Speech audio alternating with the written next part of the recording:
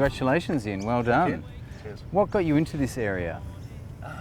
Well, with Fountain for Youth, we had raised some money and wanted to contribute to, some of the world's neediest children. And so, I literally started thinking of, what we could do in Africa or in Latin America. And I was challenged by the CEO of my charity, Jeff McMullen, that we had, kind of equal levels, similar levels of poverty that actually existed in Australia. And frankly, I just didn't believe him.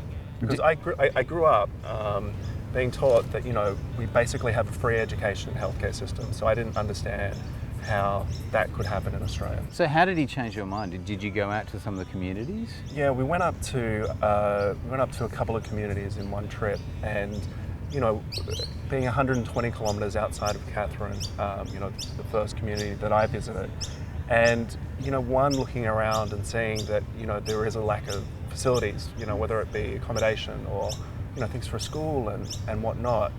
And so I was shocked first by this, and then it was actually sitting down with Aboriginal people and just being told that and being shown what was going on and what it was like.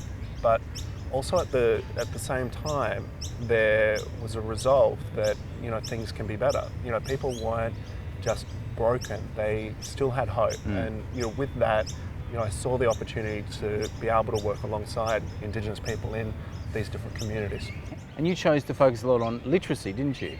So we had a focus on health and also literacy at the same time. In the communities that we went into when we started out, illiteracy in some of those communities was 93%.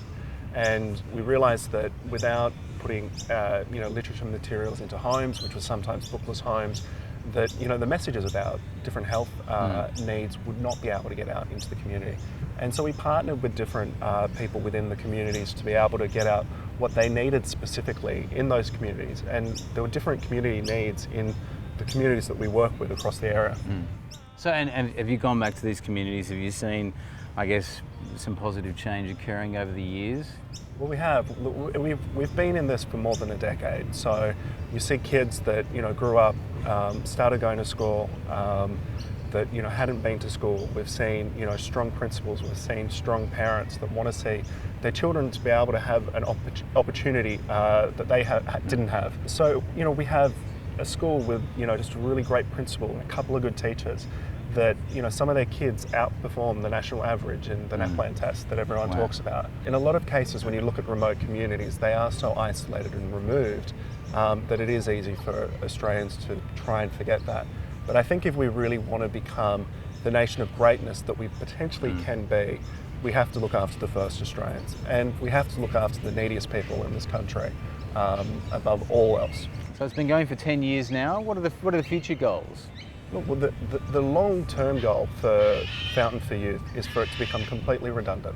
Is that all of these issues that we can manage in Australia, we can get there in a generation, that there's no need to be providing the services that my charity does.